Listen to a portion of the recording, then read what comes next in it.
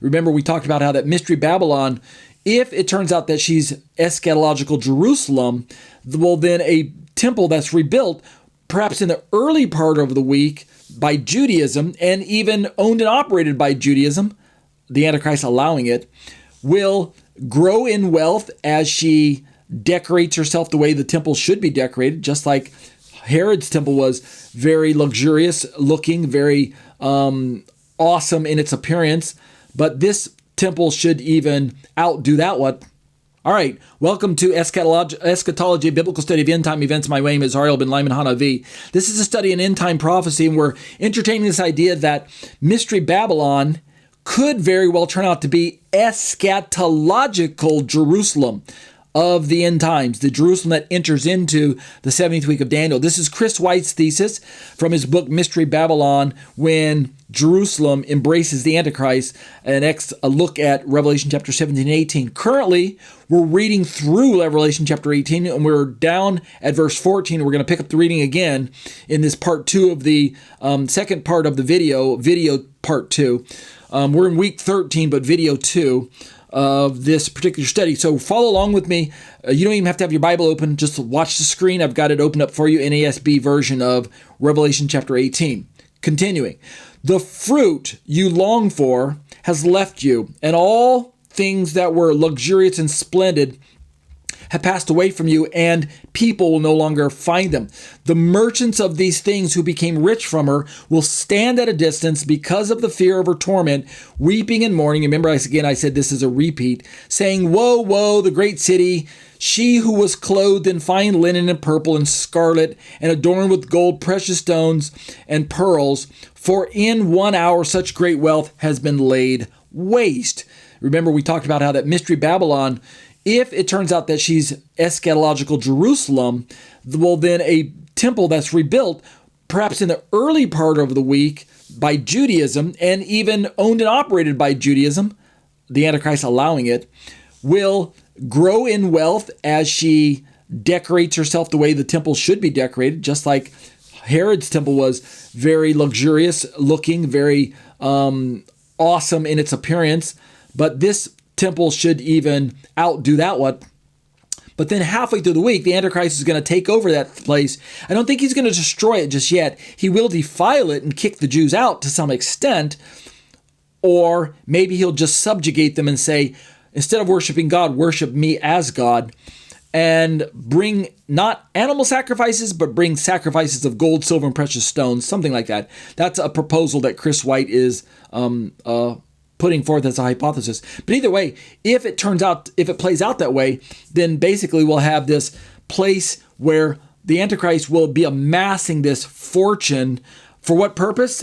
Just because he wants to, because he worships that stuff. He worships a God of fortresses, like it says in Daniel chapter 11. And this God of fortresses, I believe, is Satan himself. And in that passage in Daniel, it says that in fact, I'm going to show this to you because this is important. I'm going to interrupt my reading in Revelation to show you something quite interesting. Daniel chapter 11, scrolling down where the writing suddenly shifts from Antiochus Epiphanes over into what appears to be Antichrist around verse, let me look, starting in verse, let me find it here. I'm just scanning through with my eyes. Give me a moment here. I apologize. I just thought about this right on the fly, so I wasn't thinking about it beforehand. Okay, this works. Starting basically in verse 36, this is where most commentators believe that Daniel shifts from talking about the Antichrist, shifts from talking about Antiochus as a shadow of Antichrist to actually speaking of Antichrist proper as the type. Then the king will do as he pleases, and he will exalt himself and boast against every god and will speak dreadful things against the God of gods. This is like reminding us of what Paul writes in 2 Thessalonians chapter 2 about Antichrist taking a seat in the temple, declaring himself to be God. All right, so he will speak dreadful things against the God of gods, and he will be successful until the indignation is finished, because that which is determined will be done. And he will show no regard for the gods of his fathers or for the desire of women, nor will he show regard for any other god, for he will boast against them all. But look at verse 38 and following. But instead he will honor a god of fortresses. I believe this is Satan. A god whom his fathers did not know. Watch this. He will honor him with gold, silver, precious stones, and treasures. That will be the kind of the offering that Antichrist offers up to his god, namely Satan. And if we take that phrase, gold, silver, precious stones, out of the Greek Septuagint, it exactly matches here in our book of the book of Revelation, where it says, she, the great city, was clothed in fine linen with purple and scarlet and adorned with gold, precious stones, and pearls. Or maybe it's earlier what mentioned gold and scarlet, because it mentions gold, precious stones, and silver. It mentions that a few different times. In Daniel it says gold, silver, precious stones, and treasures. And if I go back to Revelation, it's either here or earlier where it mentioned the same thing. Maybe in verse 12, cargo of gold, silver, precious stones, and pearls. It might be that verse where we have it in Daniel, gold, silver, precious stones, and treasures, or something like that. But either way, it's quite odd that this exact phrase, some of the exact wording only shows up here in Daniel. And notice in verse 39, this Antichrist person will take action against the strongest of fortresses with the help of a foreign god, meaning again Satan. He will give great honor to those who acknowledge him and will make them rulers over the many and will parcel out land for a price. And again, just talking about his conquests, but notice that in verse 43, Antichrist has said, verse 42, then he will reach out with his hand against other countries, and the land of Egypt will not escape. But notice what happens. In verse 43, Antichrist is said, he will gain control over the hidden treasures of gold and silver, and over all the precious things of Egypt, and Libyans and Ethiopians will follow at his heels. So he amasses this wealth partially from his conquests of the other nations, like the way he's able to subjugate Egypt and bring them under his power. But at the same time, later on, he also is going to be receiving, as it were, it seems like tributes of gold and silver and precious stones from everyone who has to bow down to him and worship his image that he establishes and sets up there in Jerusalem, that we read about in the book of Revelation, chapter 13, with the mark of the beast and the image that gets set up. So let's go back to Revelation. My point is just to show you some plausible correlation between this thesis of end time Jerusalem, with the Antichrist being the one that is pulling the strings behind the scenes for the first half of the 70th week, and then comes out of the closet at the midpoint and declares himself to be God and kind of takes over and runs the show, but still retains his riches and demand for, and lust for wealth and power and control. You know, he's the ultimate megalomaniac, and he just commits all these heinous crimes that we know. Then that's when the mark of the beast will be implemented somewhere around the middle of the week. We know then that's also when the two witnesses are going to show up, likely. That's the chronology I'm following. But we also know that that's when the Great Tribulation is supposed to begin as well, where he's going to begin persecuting Christians and Jews, those who don't worship him, with their gold and silver and bow down to the idol and take the mark. Right. All of that should kick off at the midpoint of the week. The second part of the career of Antichrist. First part being him kind of propping up Judaism and their temple and allowing them to have their sacrifices. But at the middle of the week, he says, no more sacrifices of animals. Worship me. I'm God. Right? That's the way it goes. So back to Revelation chapter 18. The merchants are mourning this city that was obviously very rich with all this gold and all this precious stones and the fine linen and the pearls and the scarlet and all these precious items that were needed to build this temple, I believe, if that thesis is accurate. So let me go back down where I left off, where they're mourning. Let's see. Let's just start in verse 16. So the merchants of the earth. Woe, woe, the great city, she who was clothed in fine linen and purple and scarlet and adorned with gold, precious stones and pearls. For in 1 hour, notice I think their exaggeration, in 1 hour such great wealth has been laid waste. Or maybe it really be 1 hour. Every shipmaster and every passenger and sailor and all who make their living by the sea stood at a distance and were crying out as they saw the smoke of her burning, saying, what city is like the great city? Does this mean she's a seafaring city like New York? Does she have to be right on the coast? No. But it does mean that it's likely that whatever city she turns out to be, she's not so far inland that you can't access her from the coastal region, nor could you not see the smoke of her burning from the coast. So Jerusalem still is in the running. She's still a candidate because she's, I think I last checked, 35 miles or something from the coast. Vatican City is like 15 miles, if I remember. Mecca itself is fairly close. Maybe, I think in post-production, I'll flash a little screen grab that shows how far these particular cities are from the coast. These 5. Maybe not in this order, but Babylon, New York, Mecca, Vatican City, and Jerusalem. I'll show you how far those are all from the coast. And then you can kind of determine which one you think is the likely candidate for this city where the merchants from the sea are standing at a distance and they saw the smoke. Okay, verse 19. And they threw dust on their heads and were crying out, weeping and mourning, saying, woe, woe, the great city in which all who had ships at sea became rich from her prosperity. For in 1 hour she's been laid waste. Again, that 1 hour language. Rejoice over her. Notice the contrasted language from the heavens, which really sounds weird if we're talking about Jerusalem. We got to work through the objections here one of these days, but I'm not going to do it tonight. Rejoice over her, O heaven, and you saints and apostles and prophets, because God has pronounced judgment for you against her. Then a strong angel picked up a stone like a great millstone, threw it into the sea, saying, so will Babylon the great city be thrown down with violence, and it will never be found again. This causes a lot of confusion. Never be found again. Well, if it's Jerusalem obviously shows up again in the Bible. She shows up in the millennium. She shows up as a version that comes down from heaven. What do we make of this language if it's Jerusalem?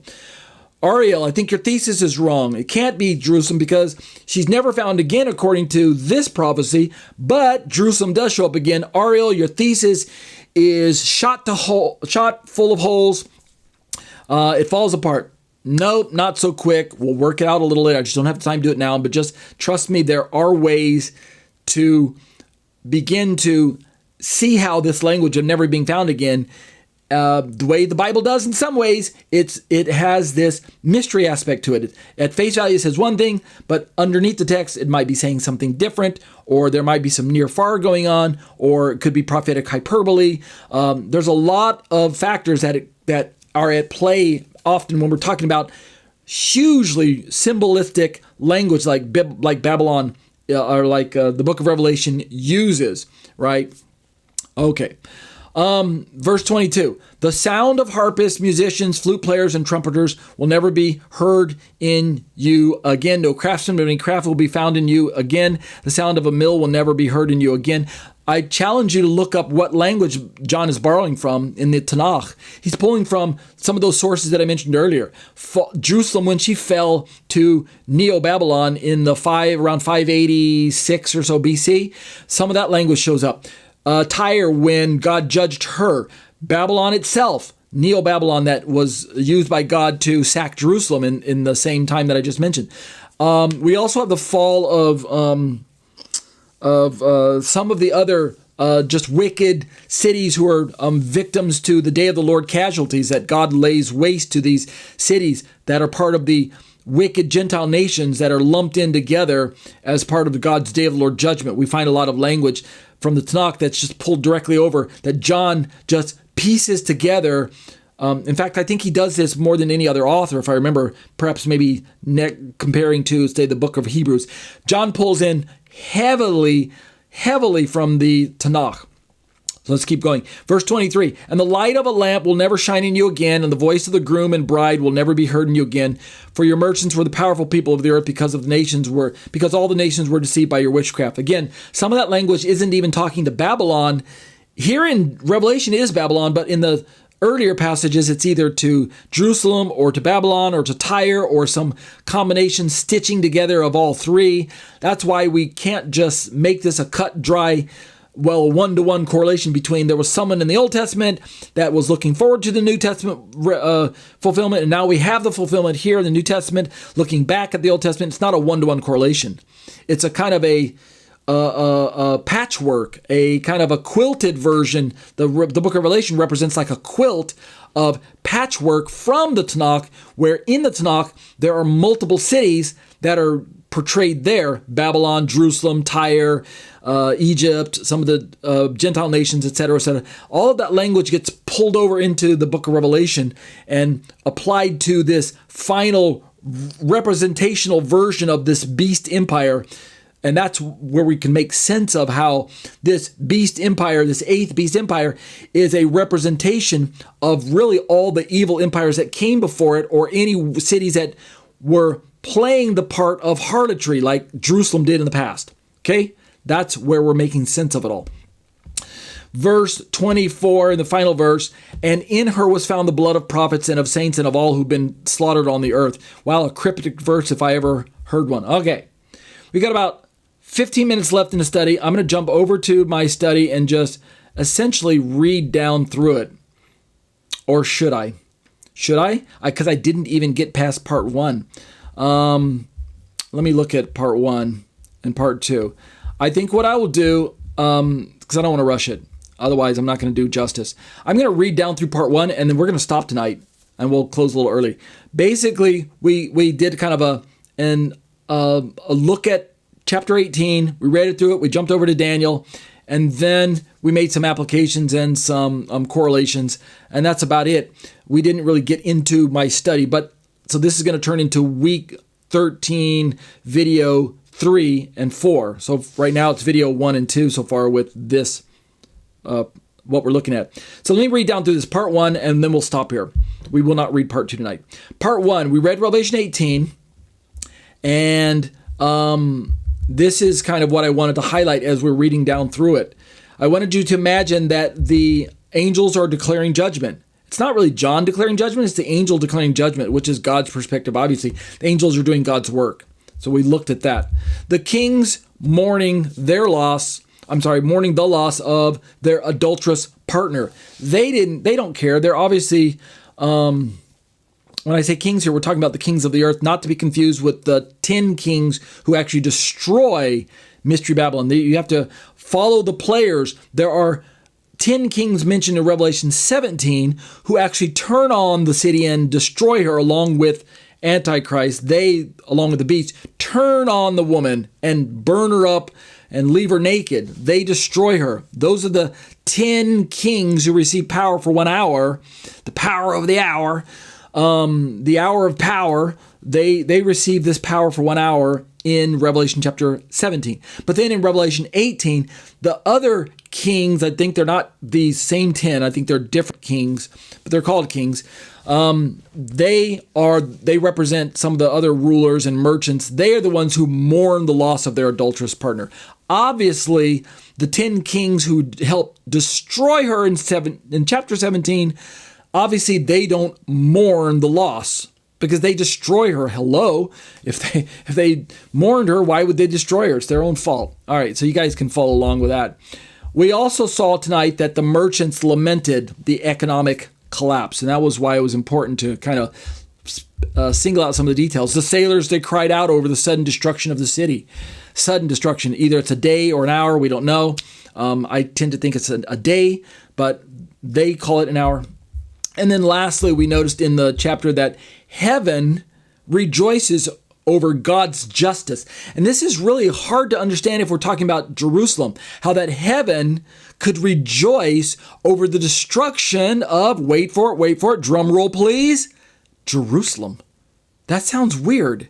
It doesn't fit with the biblical picture of Jerusalem being God's holy city. Jerusalem being the city that God is going to send forth his Torah from. The Jerusalem being the city where Messiah is going to rule one day. How could heaven rejoice over the destruction of God's holy city? It doesn't fit. I promise you, please stick with me.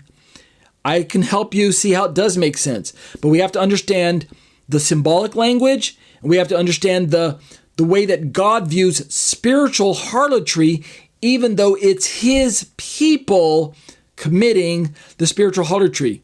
We have to understand the way the language is applied to be so drastic when it comes to the judgment of sin, and yet the redemption of the person doing the sinning. I'm kind of tipping my hand just a little bit there. All right.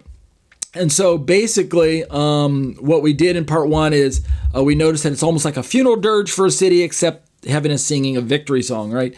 And then I talk about how that we're going to break it down section by section. Well, we didn't do that tonight because I don't think I've got enough time to do this in 12 minutes, and I don't want to rush it. So I'm going to close down the study a bit early tonight. We'll stop here. Next week, we'll start into part two, the announced judgment, and we're going to go back and start looking at this chapter of Revelation 18 and take it apart piece by piece, section by section, and glean what we can, just like we did with chapter 17 in the other parts. Like, again, we are in topic 14 now. I'm sorry.